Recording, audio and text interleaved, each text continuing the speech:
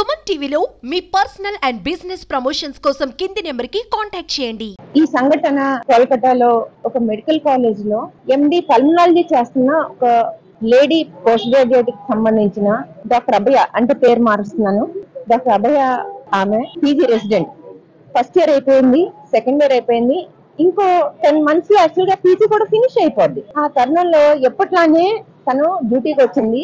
8వ తారీఖున night duty 36 గంటలు డ్యూటీ ఆవేళ తనది. డ్యూటీ చేసాక మధ్యలో సేవ తీర్దామని వాళ్ళకే పల్మనాలజీ డిపార్ట్మెంట్ లో ఒక సెమినార్ హాల్ ఉంది. సెమినార్ హాల్ అంటే స్టూడెంట్స్ కలిపి సైంటిఫిక్ డిస్కషన్స్ చేసే ఒక హాల్. ఆ సెమినార్ హాల్ లో కూర్చొని చిన్న కునుకి వేద్దామని రెస్ట్ తీసుకుందామని ఆ అమ్మాయి ఎంత సిన్సియర్ స్టూడెంట్ అంటే తన ముందు రోజు తన డైరీలో తను ఎండి పల్మనాలజీలో గోల్డ్ మెడల్ సాధించాలి అని తన డైరీలో పర్సనల్ డైరీలో రాసుకుందని వాళ్ళ నాన్నగారు చెప్పారు.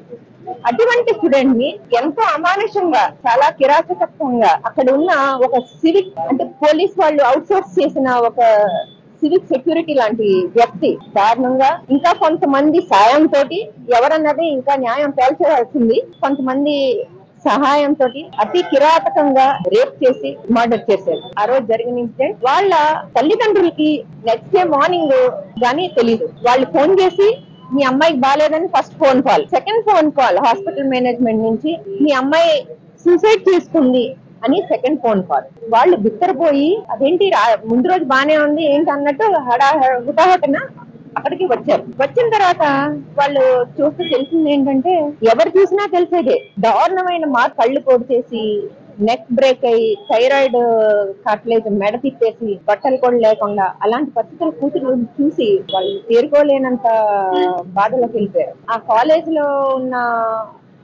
తోటి స్టూడెంట్స్ డాక్టర్ అభయ ఎంత సిన్సియర్ అన్నది వాళ్ళందరికీ కూడా తెలుసు. అంటే ఎలాంటి శిక్ష అంటే నెక్స్ట్ ఇంకొకరు ఇలాంటి పని చెయ్యాలంటే వాళ్ళు గడగడ వణికిపోవాలి, థాట్ కూడా రాకూడదు. అలాంటి ఏ శిక్ష అయినా పర్వాలేదు. అంటే పబ్లిక్ లో ఫస్ట్ ఆఫ్ ఆల్ అవేర్నెస్ రావాలి. సెకండ్ థింగ్ ఏంటంటే ఇలాంటి థాట్స్ వచ్చే వాళ్ళకి భయం గుండెలో వణుకు పుట్టాలి. అసలు మనకి లా అండ్ ఆర్డర్ అనేది గట్టిగా ఉండుంటే అసలు ఇలాంటి కేసెస్ జరగకూడదు. ఎంత పరిణామం చోటు చేస్తుంది ఉండేది అంటారు అమ్మాయి విషయాలు. అమ్మాయి విషయంలోనే కాదండి, ముందే చెప్పుకుంటే ఎలా జరుగుతుందమ్మా? ఏ బ్రదర్ ఎవరు కాపాడగలుగుతున్నారండి? ఏం చేస్తే ఎంతసేపు ఆడవాళ్ళని విక్టిమ్ షేమింగ్ చేయడం ఇంకా ఆపాలి. న్యూస్ ఇలా కవరేజ్ ఆగాలి. పెద్ద పెద్ద పొలిటీషియన్స్ కూడా అమ్మాయి బయటికి వెళ్లకుండా ఉండాల్సింది ఇంట్లోనే జరుగుతున్నాయి, ఇంట్లో వాళ్ళే చేస్తున్నారు. ఓకే, స్కూల్ కి పంపిస్తే 3.5 అమ్మాయిని వ్యాన్ లో రేప్ చేసినవి కూడా మనకి మొన్నే న్యూస్ లో నేను చదివాను. ఎప్పుడు మారుతుందండి? ఇంత ఆడవాళ్ళు బయటికి వెళ్ళకూడదు, ఆడవాళ్ళు లోపలే ఉండాలి, ఇంట్లో వాళ్ళతోనే వెళ్ళాలి. ఏం చేసినా గానీ రేప్స్ అనేవి ఆగట్లేదండి. ఒక పీజీ స్టూడెంట్ గా నేను కూడా చాలా ప్రొటెస్ట్ చేశాము. వచ్చి పేషెంట్ రిలేటివ్స్ కొట్టడము, హాస్పిటల్లోకి వచ్చి గవర్నమెంట్ కాలేజ్ లో మేము కూడా ప్రొటెస్ట్ చేసాం. ఎవ్వరు పేషెంట్ రిలేటివ్స్ వదిలి వెళ్ళిపోతే మేము వెళ్ళి బ్లడ్ తెచ్చి చాలా చేసాం. అలాగా రాత్రి పగలు అని చూడకుండా మేము ఎప్పుడు కూడా పని చేసాం ఇంకొకరి గురించి. అలా పనిచేసిన ఒక అమ్మాయి వాళ్ళ హాస్పిటల్లో ఉంటే సేఫ్ గానే ఉందని చెప్పి చాలా దూరం కూడా పంపిస్తారండి మా పేరెంట్స్. చాలా దూరం వెళ్ళి మేము చదువుకున్నాం. అలా ఒక ఆ అమ్మాయి అసలు హాస్పిటల్లో సేఫ్టీ ఉంటుంది అనుకున్న ప్లేస్ ని వాళ్ళు మా సేఫ్ జోన్ ని మాకున్న మా temple, it is our worship, place of worship, అలాంటి దాన్ని they have completely disregulated every humanity. Okay, and దానికి ఎవ్వరు కూడా ఏం చేయట్లేదు. వాళ్ళ గవర్నమెంట్ దాన్ని కప్పపుచ్చడానికి ట్రై చేస్తుంది. అండ్ ఇప్పటికీ కూడా జనాలు ఇంకా ఎవరు కూడా నిర్భయ 2.0 అంటున్నారు కానీ దెర్ ఇస్ నథింగ్. రేప్స్ అనేవి జరుగుతూనే ఉంటాయి, మనం వెళ్ళిపోతూ ఉంటాము. ఇప్పుడు డాక్టర్స్ గా ఈ రోజు మేము నాన్ ఎమర్జెన్సీ సర్వీసెస్ ని ఆపి మేము ఇక్కడ నుంచున్నాము అంటే మేము ఎంత ఆవేదనతో మాకు రక్తం మరిగిపోతుంది. మేబీ మీకు ఎవరికి ఏం అనిపించట్లేదేమో కానీ మాకు మాత్రం చాలా ఇది ఎంత అన్యాయమో మీకు అర్థం కావట్లేదు. హాస్పిటల్స్ అనేవి సేఫ్ జోన్స్, వాటిని ఎవ్వరు కూడా you cannot enter with such intentions. రెండు వాటికి చాలా స్ట్రిక్ట్ గా మేము కోరుకుంటున్నామండి. ఒకటి, ఆ ఎవరైతే పర్పెట్రేట్స్ ఉన్నారో వాళ్ళకి ఎట్లాంటి పనిష్మెంట్ రావాలి అంటే తర్వాత తరాలు కూడా గుర్తుండిపోవాలి, ఏ మగవాడికి కూడా ఎవ్వరికి ఇట్లాంటి ఆలోచనలు రాకూడదు. And second thing, central protection act అనేది మన సెంట్రల్ గవర్నమెంట్ మాకు ప్రామిస్ చేసింది. హాస్పిటల్స్ లో సెక్యూరిటీ, దీని గురించి మేము ఎన్నిసార్లు పోరాడాం అండ్ స్టిల్ ఇప్పటికి ఏమీ జరగలేదు. There is no absolute change. మా కాలేజ్ లో నేనే 3 సార్లు స్ట్రైక్ చేశాము 3 ఏళ్లలో సేమ్ ఇష్యూ గురించి. కేఎం మెడికల్ కాలేజ్ ముంబై, ఇప్పటికీ మా రెసిడెంట్స్ మళ్ళీ స్ట్రైక్ లోనే ఉన్నారు. అప్పటి నుంచి కూడా సేమ్ వాటి గురించి అడిగాం.